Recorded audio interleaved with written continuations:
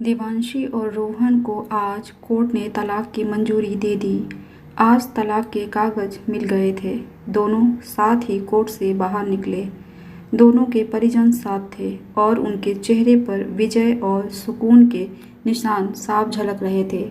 5 साल की लंबी लड़ाई के बाद आज फैसला हो गया था। 12 साल हो गए थे शादी को, मगर साथ में 7 साल ही रह पाए थे।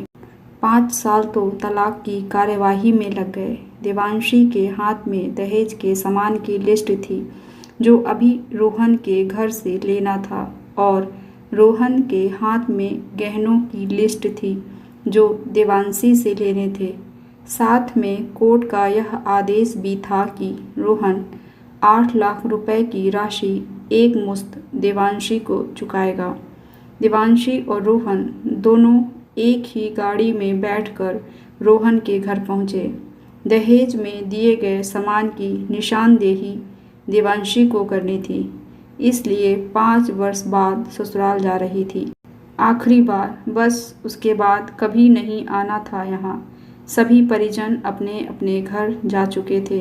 बस 3 प्राणी बचे थे, रोहन, देवांशी और देवांशी की माँ। रोहन घर में अकेला ही रहता था। माँ बाप और भाई आज भी गांव में ही रहते हैं। देवांशी और रोहन की बेटी जो अभी 10 वर्ष की है, कोर्ट के फैसले के अनुसार देवांशी के पास ही रहेगी। रोहन महीने में एक बार उससे मिल सकता है। घर में प्रवेश करते ही पुरानी यादें ताज़ा हो गई।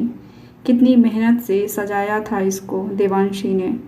एक एक चीज़ में उसकी जान बसी थी। सब कुछ उसकी आंखों के सामने बना था। एक एक ईंट से धीरे धीरे बनते घरौंदे को पूरा होते देखा था उसने। सपनों का घर था उसका।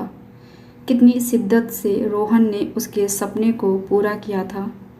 रोहन थका हारा सा सोफे पर बैठ गया। बोला, ले लो जो कुछ भी चाहिए, मैं तुझे नहीं रोकूंगा। देवांशी ने अब गौर से रोहन को देखा।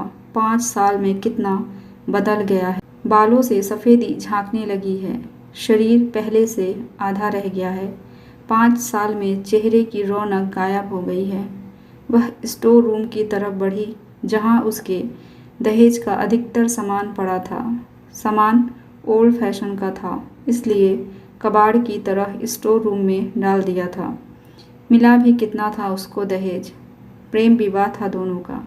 घर वाले तो मजबूरी में साथ आए हुए थे। प्रेम विवाह था तभी तो नज़र लग गई किसी की, क्योंकि प्रेमी जोड़ी को हर कोई टूटता हुआ देखना चाहता है। बस एक बार पीकर बहक गया था रोहन। हाथ उठा बैठा था उस पर। बस वो गुस्से में मायके चली गई थी। फिर चला था सिखाने पढ़ाने का दौर। इधर रोहन के माँ बाप और उधर देवांशी की माँ। मामला कोर्ट तक जा पहुँचा और तलाक हो गया। न देवांशी लौटी और न रोहन लाने गया। देवांशी की माँ बोली, कहाँ है तेरा सामान? इधर तो नहीं दिखता। बेच दिया होगा इस शराबी ने। चुप रहो माँ। देवांशी को ना जाने क्यों रोहन को उसके मुंह पर शराबी कहना अच्छा नहीं लगा। फिर स्टोर रूम में पड़े सामान को एक एक कर लिस्ट में मिलाया गया। बाकी कमरों से भी लिस्ट का सामान उठा लिया गया। देवांशी ने सिर्फ अपना सामान लिया, रोहन के सामान को छुआ भी नहीं। फिर देवांशी ने रोहन को गहनों से भरा बैग पकड़ा दिया। रोहन ने बैग वापस देवांशी को दे दिया। रख लो, मुझे नहीं चाहिए, काम आएंगे तेरे मुसीबत में। गहनों की कीमत 20 लाख से कम नहीं थी। क्यों? कोर्ट में तो तुम्हारा वकील कितनी दफ़ा गहने गहने चिल्ला रहा था। कोर्ट की बात कोर्ट में ख़त्म हो गई देवांशी। वहाँ तो मुझे भी दुनिया का सबसे बुरा जानवर और शराबी साबित किया गया है। सुनकर देवांशी की माँ ने नाक भौं चढ़ाई। नहीं चाहिए, वो 8 लाख भी नहीं चाहिए। क्यों? कहकर रोहन सोफे से खड़ा हो गया। बस यूं ही, देवांशी ने मुंह फेर लिया। इतनी बड़ी जिंदगी पड़ी है, साथ में बेटी है, कैसे काटोगी? ले जाओ, काम आएंगे। इतना कहकर रोहन ने भी मुंह फेर लिया और दूसरे कमरे में चला गया। शायद आंखों में कुछ उमड़ा होगा जिसे छुपाना भी जरूरी था। देवांशी की माताजी गाड़ी वाले को फ़ोन करने में व्यस्त थी। देवांशी को मौका मिल गया। वो रोहन के पीछे उस कमरे में चली गई। वो रो रहा था, जैसे भीतर के सैलाब को दबाने की जद्दोजहद कर रहा हो। देवांशी ने उसे कभी रोते हुए नहीं देखा था। आज पहली बार देखा। न जाने क्यों दिल को कुछ सुकून सा मिला, मगर ज़्यादा भावुक नहीं हुई। सधे अंदाज में बोली, इतनी फिक्र थी तो क्यों दिया तलाक? मैंने नहीं, तलाक तुमने दिया। दस्तखत तो तुमने भी किए। माफ़ी नहीं मांग सकते थे? मौका कब दिया तुम्हारे घर वालों ने? जब भी फ़ोन किया काट दिया। घर भी आ सकते थे, हिम्मत नहीं थी। देवांशी की माँ आ गई। वो उसका हाथ पकड़कर बाहर ले गई। अब क्यों मुंह लग रही हो इसके? अब तो रिश्ता भी खत्म हो गया। माँ बेटी बाहर बरामदे में सोफे पर बैठकर गाड़ी का इंतज़ार करने लगी। देवांशी के भीतर भी कुछ टूट रहा था। दिल बैठा जा रहा था। वो सुन सी पड़ती जा रही थी। जिस सोफे पर बैठी थी उसे गौर से देखने लगी। कैसे कैसे बचत करके उसने और रोहन ने वो सोफ़ा खरीदा था। पूरे शहर में घूमी तब यह पसंद आया था। फिर उसकी नज़र सामने तुलसी के सूखे पौधे पर गई। कितनी शिद्दत से देखभाल किया करती थी। उसके साथ तुलसी भी घर छोड़ गई। घबराहट और बढ़ी तो वह फिर से उठकर भीतर चली गई।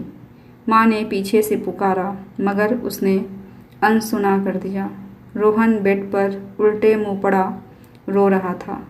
एक बार तो उसे दया आई उस पर, मगर वह जानती थी कि अब तो सब कुछ खत्म हो चुका है, इसलिए उसे भावुक नहीं होना है।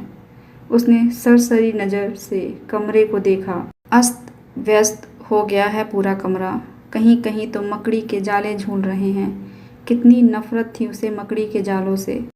फिर उसकी नज़र चारों ओर लगी उन फोटो पर गई जिनमें वो रोहन के साथ मुस्कुरा रही थी। कितने सुनहरे दिन थे वो। इतने में माँ फिर आ गई। हाथ पकड़कर फिर उसे बाहर ले गई। बाहर गाड़ी आ गई थी। सामान गाड़ी में डाला जा रहा था। देवांशी सुन सी बैठी थी।